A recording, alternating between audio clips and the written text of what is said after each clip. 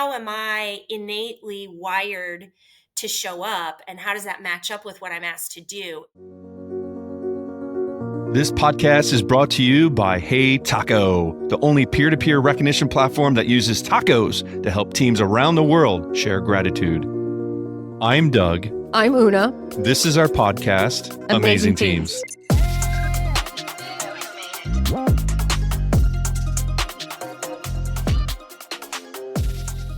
Heather Haas, welcome to the Amazing Teams podcast. Thank you. It's great to be here. Heather, thank you for joining us. And for those listening, can you give us a quick overview of who you are and what you do? Yeah, Heather Haas. I'm the owner and CEO of Advisa. We are a leader and culture transformation company. So we're very passionate about helping people do their best work.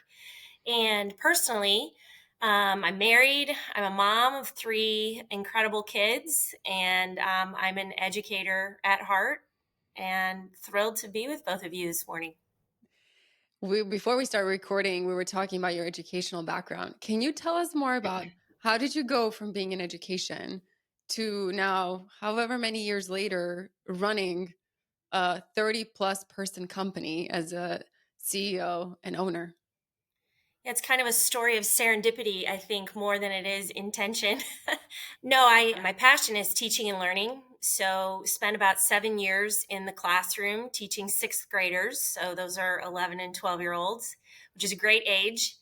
And got my master's in educational leadership and kind of had a career path in mind of becoming having my own building.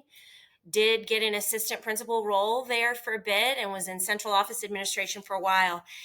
Loved pieces of that, but also realized that change comes very slowly in public education, and I'm a change agent. So when opportunity came knocking via a contact that I had through some educational technology work that I was doing, an opportunity was presented to jump out of education, join a little nonprofit that was focused on educational technology for teachers. I jumped at it. And it turns out that little nonprofit that I joined, and by the way, I always thought I would go back to education. I took a year's leave of absence, actually, fully intending to return and proceed on that administrator path. Turns out that little nonprofit that I joined was a client of Advisa. So I was exposed to the assessments and the consulting and the training that it was possible to give adults about how to show up as a better human being and be more effective on a team. And I was hooked, and I kind of raised my hand and said, hey, if you're ever looking to add people to the team, I feel led to throw my hat out there and say, I'd love to join your team. And the initial response was kind of lukewarm, we usually hire business people to do this work. And I was like, cool, I totally get it.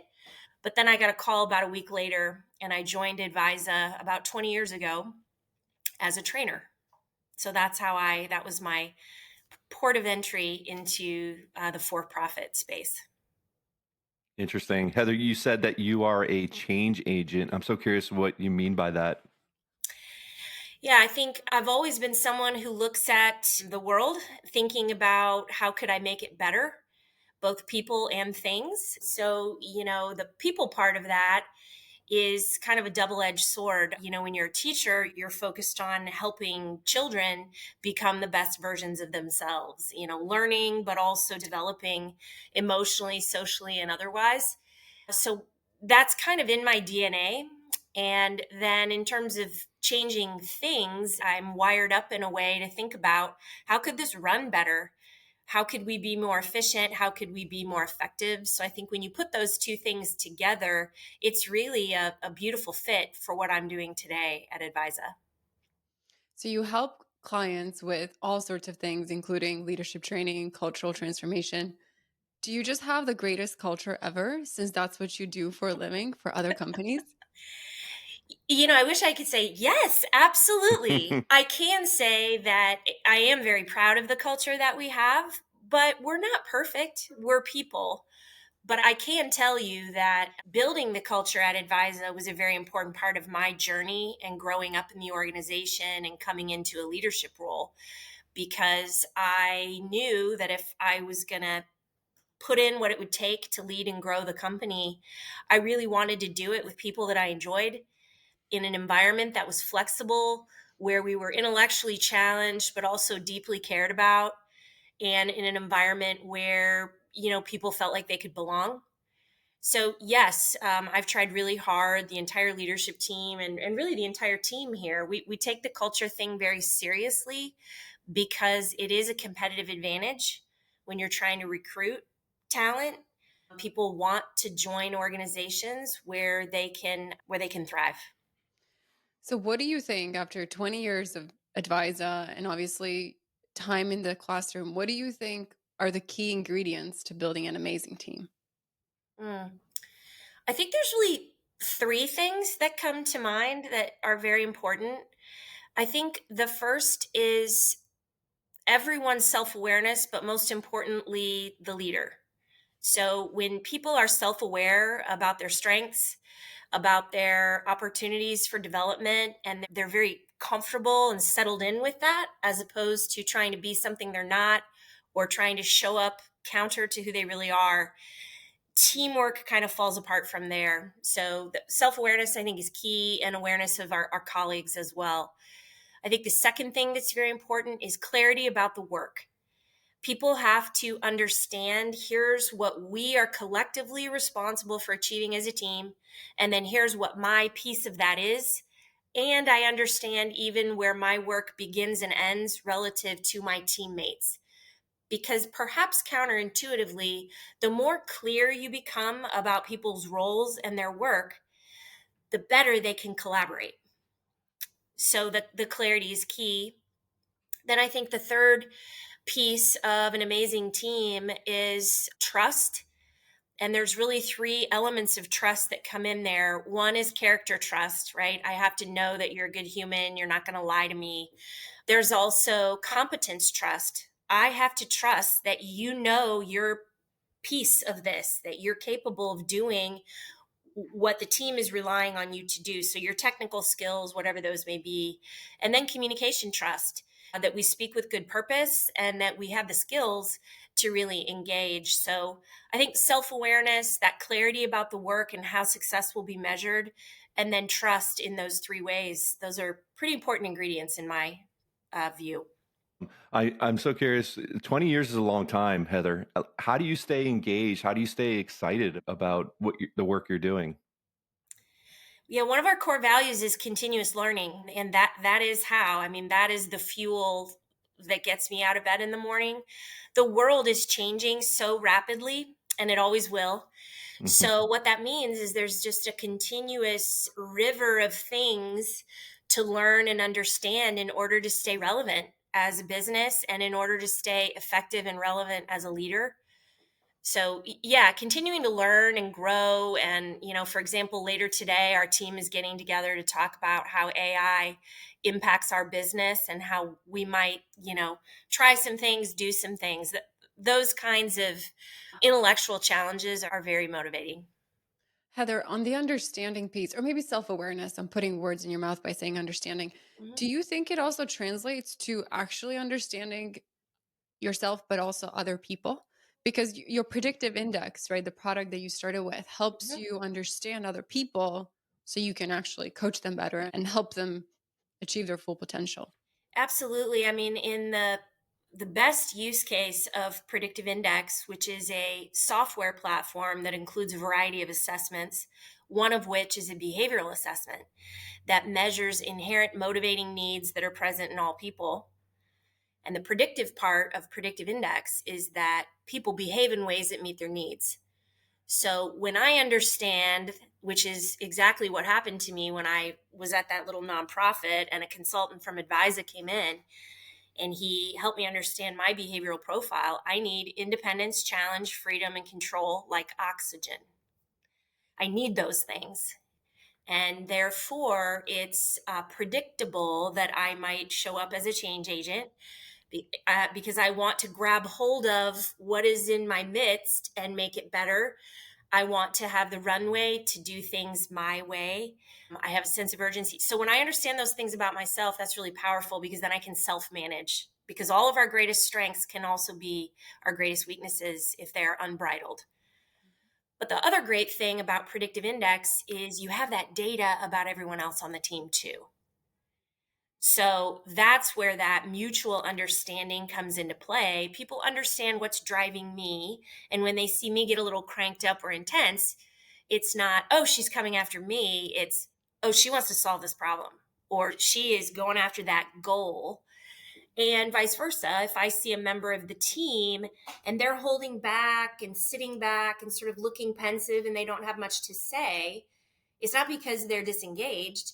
It's because that's someone who needs time to think and process and mull it over before their best ideas can be unleashed into the world. So that's that understanding that is really transformative for a team. So it sounds like the platform is really good at helping with understanding and clarity. Is that right? Absolutely. The behavioral assessment helps people understand themselves and each other, which of course improves coaching, it improves communication. But the other piece of clarity is there is a job assessment. And so you have the ability to benchmark the cognitive and behavioral requirements for a role objectively. Then you can start to understand job fit in a whole new way. So knowledge, skills, experience, all that stuff is very important. Absolutely. And how I naturally am wired to behave, do I get to do those things in the role? So that kind of job clarity about, I'm wired up this way, the role requires this. Now I can coach somebody on the team to really understand where they're going to have to stretch, which is not a bad thing, but where they're going to really naturally get energy from the work. So that kind of clarity is powerful. We also have tools where we can clarify what type of team, are you a stabilizing team, et cetera. And then we can overlay that with what is the work. And that's where the magic happens. When people start to understand themselves relative to their work, not just from a skill perspective, not just from a knowledge perspective, but from a how am I innately wired to show up and how does that match up with what I'm asked to do? Now we can get very intentional about development, and we can get very intentional about self-management, communication, etc. It strikes me also that it allows you as the leader, but also colleagues to make other people feel seen. For example, I have a bias to action. And Doug, when he brings up ideas, I feel so seen when he says, Una, I need to talk to you about something, but no action needed. We're just brainstorming. It's like a weight off my chest. I'm like, oh, okay. I don't have to think about what to do next. We're just brainstorming. We don't have to do anything after this call. And that's because he understands me that way. And he makes me feel really seen of like, oh, this person knows what's important to me, kind of what my need is to get stuff done, right? Move things forward and knows Thank you how to for the address it. clarity. Knows how to address it. It's such a small thing, It's a but it's so small thing. powerful. But as you said, it makes a huge difference. Talk about belonging and people feeling connected, on a team. That's everything. When somebody can speak to you in your language, so to speak, it's really powerful. Heather, one article that I shared with Doug and that I realized you wrote after you and I had talked, which is the one where you were sitting in your office, looking at the view outside of your office and noticing a work that a gentleman was doing every single week at the exact same time to the exact same precisions. Mm-hmm. And you were noticing about the unseen work that people do that goes unrecognized. Yep. How does making someone feel seen and recognizing them play together? Do they play together?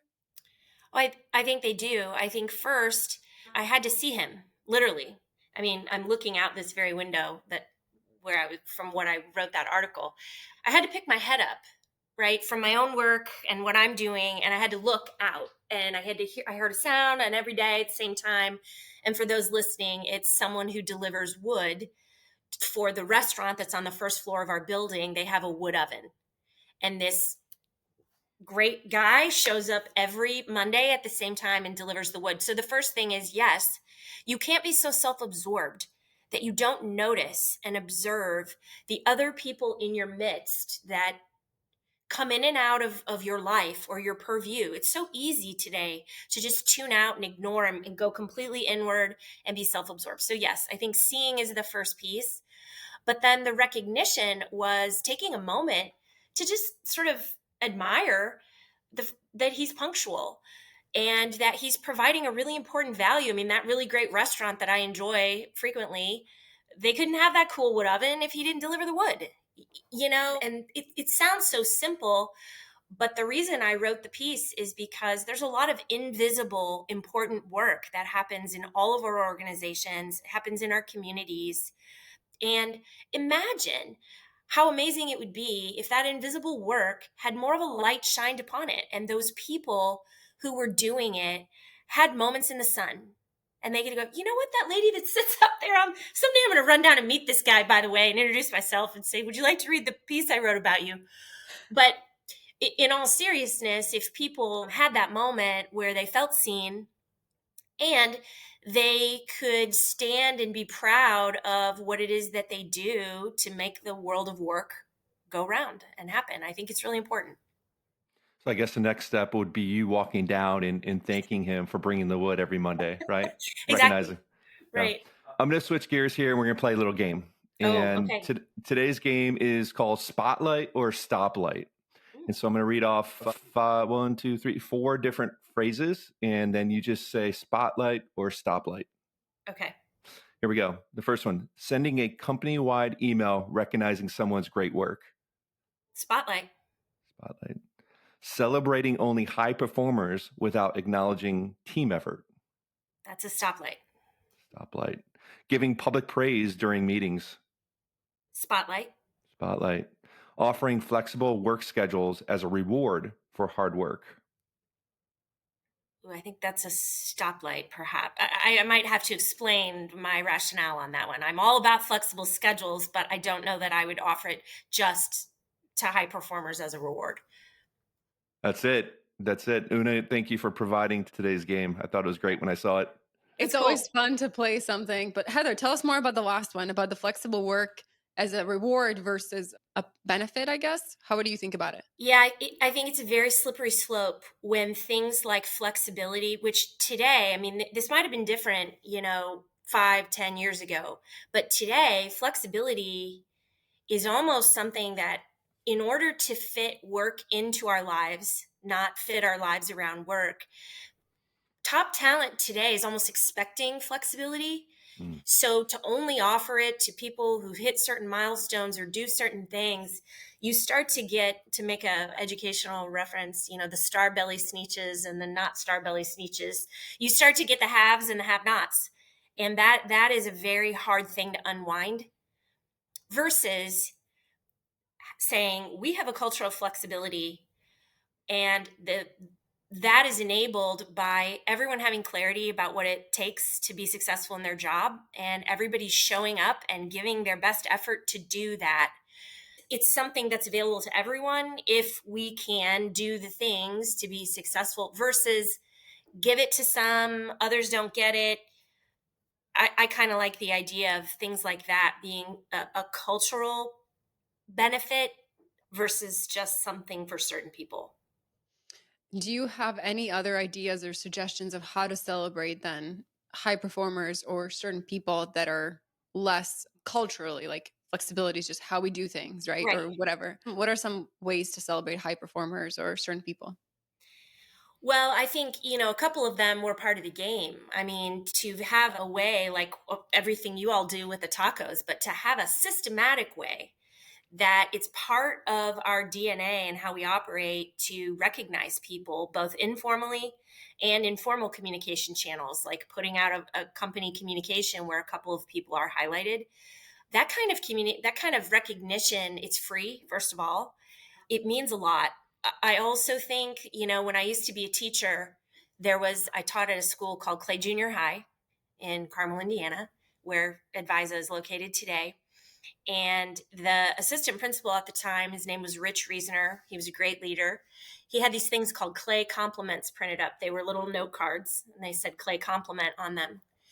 And he was really good at writing those, and you would be shocked. And I realize today people probably aren't sending little note cards. They're doing things like giving tacos. But then and now it's still the same impact, right? To go to my little teacher mailbox and see that I had a Clay compliment in there. Oh my gosh, I would stick it up on my bulletin board. So even things like that, putting a post out on Teams, I still do actually a lot of handwritten notes to people. And I could walk around. I mean, my couple people notes that I've written to them years ago are still on their board. So I don't think there's any replacement for very sincere and specific personal feedback and praise. Do you still keep the clay cards? I do have some at home in like a shoebox thing from cleaning out a classroom. But today we have these little Advisa cards. So, Heather, I read to you a quote by you oh and boy. ask you a few more questions. And you said somewhere, somehow on the World Wide Web, saying, recognizing a job well done is one of the biggest missed opportunities for leaders and managers. Tell us more about that. Why is it such a big missed opportunity for people in leadership? Yeah, I mean, just pulling the thread of what I just shared, the impact is so profound. There are so few moments in life where, as we were talking earlier, we feel really seen and celebrated. And it's a missed opportunity because we just get so busy, right? I mean, all of our days, we're so busy. A lot of times I'll be driving home and I'll just reflect on the day and I'll think, wow, so and so did this so well. So and so did this so well. I have to force myself when I get home to shoot them a little note on Teams or shoot them a text, or sometimes I'll even call on my drive home. But it's a missed opportunity also because it's free, and it to be able to have that much impact without it being a line item on a budget. More leaders should be more deliberate about incorporating recognition into their daily leadership rhythm. Doug, you probably have a lot of thoughts about that. I 100% agree, and it's something that I strive to do more of. Oftentimes, I find myself looking back saying, "Oh, I should have thanked that person or recognized that person or showed more appreciation." So it's definitely something that I'm actively always working on. Hence, why I started a recognition company. Yeah. It's also, I mean, if you dig into the research, it's really good for our mental health. Years ago, when we were coming out of the pandemic and we were having an all team meeting and I was getting ready, we were sort of addressing burnout, right? We were a lot, people were feeling a lot of things and we were digging into the antidotes to burnout. And when you dig into the research, when you pause to be grateful and appreciative, not only of people in your life, but of just things that happen in a day, if you build that practice, that gratitude and recognition practice, you can get those endorphins, the good things going in your brain. It's a very powerful thing to do. Yeah. And it's never too late, right? Like Doug, even as you say, I thought about this, I should have. I don't, there's never too late to say, hey, I really appreciated that. I was showing Doug a YouTube video of Harry Styles, the singer, Yep. right? I'm not a pop culture person, but I think he was on a stage about to sing. So I'm assuming Yeah. he's a singer. So he was at a concert and he looked at the crowd and he said, is Mrs. Vernon here? Oh, And he said, Mrs. Vernon was my second grade teacher, and I heard she was going to be in the stage today, and I just want to say hi. And there was Mrs. Vernon somewhere in the back, kind of yeah. raising her hand, and he went over. He said, Mrs. Vernon, I'm so happy you're here. You were awesome. Thank you so much. And it was like, Amazing. this is a grown man, right? So Yeah, this was 20 years ago, whatnot. So it's never too late because sometimes you don't recognize what people did that you appreciate until later in life, right? that's Like right. No, that's such an probably important point. right? Doug's teenage kids are probably like, they don't appreciate it now, but in 20 years from now, like, Dad, that was really good what you did for me right then and there. Yeah. Point accepted. Hmm. Hmm. Uh, One other quote, Heather. Organizations today cannot afford to lose good people because there simply are not enough humans to go around. Tell us I more. mean, yeah, if you dig into the demographic realities, we've got upwards of 10,000 boomers exiting the workforce every day. And if you look at the number of humans in the generations underneath, that there aren't as many. So, I mean, we do have a real, not only a talent gap, but especially, of course, in our work, it's a leadership gap too. There's this hollow middle. You've got these boomers who want to sell their businesses and move on and get their boats or go fishing or whatever they're going to do.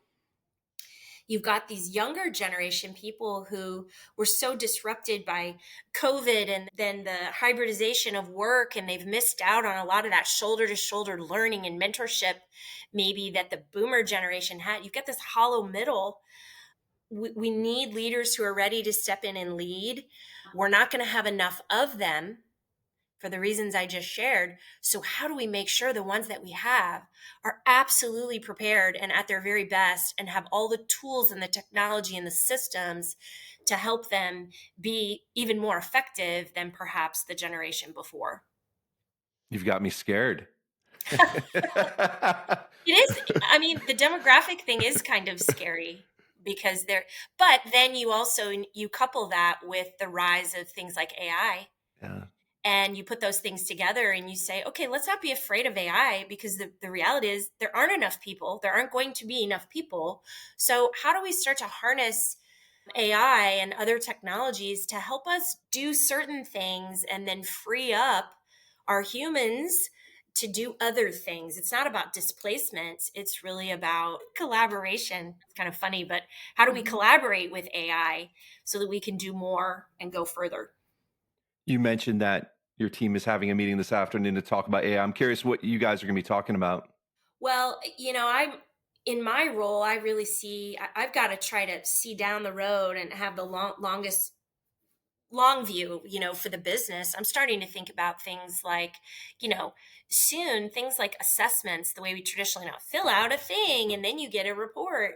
Pretty soon, AI will just observe. There will be ways for that kind of information to be generated without the need to take an emotional intelligence assessment or to take a behavioral assessment. How do we start to see around that corner as a business that has those assessments as an important part of how we work, right? So we're going to try to dig into that. We're also going to talk about how we might build, we take a very customized approach to leadership development. We help executive teams define core values and leader capabilities, and then we build programs that back into exactly those things, in addition to the general things leaders need to do, like give feedback, manage change. That customization work for every client is very time intensive. What if we could build a model whereby the standard stuff that needs to be in every emerging leader, mid-level, senior leader program is in there, but the customization can happen more quickly using AI, and then the brilliance of my team isn't, basically AI can help us get that customization, I don't know, to the 10-yard line, and then my team is jumping in further down that line and polishing it and tweaking it and reviewing it, etc. So that's another thing that we're going to be discussing today. Sounds like fun. And then Yeah. going out to dinner to the Cole with pizza, not Yeah, pizza, right. but afterwards. Exactly. That's great. All right, let's talk about gratitude. With Hey Taco, everyone has 5 tacos to give each day. Mhm. And you can give those tacos all to one person. You can divvy them up and give 5 people a taco. Who are you giving your tacos to today and why? Okay, I thought about this because, former teacher, Una gave me a homework assignment and I was prepared. So, first taco goes to Kate Shuck on my team. She's VP of delivery, and just really want to recognize the incredible way that she balances what I call the invisible work of leadership that nobody sees with the very visible work of leadership. Sometimes there's a lot going on that leaders have to deal with and nobody knows about it, but those are heavy things. She's done that beautifully. Jeff Thomas, who's our marketing director, whom you met, he's just so positive and lovely to work with. He has really just been an incredible asset to our team. Leslie Phillips, she leads operations for us, and she is just always helpful, always on top of every small thing. I don't even know how she keeps track of everything that she does. Laura Halt leads our client success team. She is another one that just exudes positive energy. She's an energy giver. And when you're around people like that, I'm just reminded how important that is in the work environment. And then Matt Roberts, he really keeps our space here just stocked and makes sure the environment is welcoming for our clients. And he is just so helpful and kind, and he makes everything better. So those are my 5. Those are some good tacos. Yeah. Well, Heather, thank you again for coming on the podcast. Really appreciate it. Thank you for having me. This was a really fun conversation. And of course, I love what you all are doing. So taco to you too. Thank Well, you, thank Heather. you. Yeah.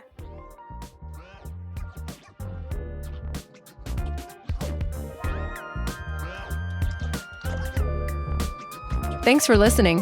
One of the important things about building a team is gratitude. If you're looking to add more gratitude into your team, check out heytaco.com. We are clearly biased, but it really does work. Use the code AMAZINGTEAMS to receive 15% off for the first 3 months of your subscription.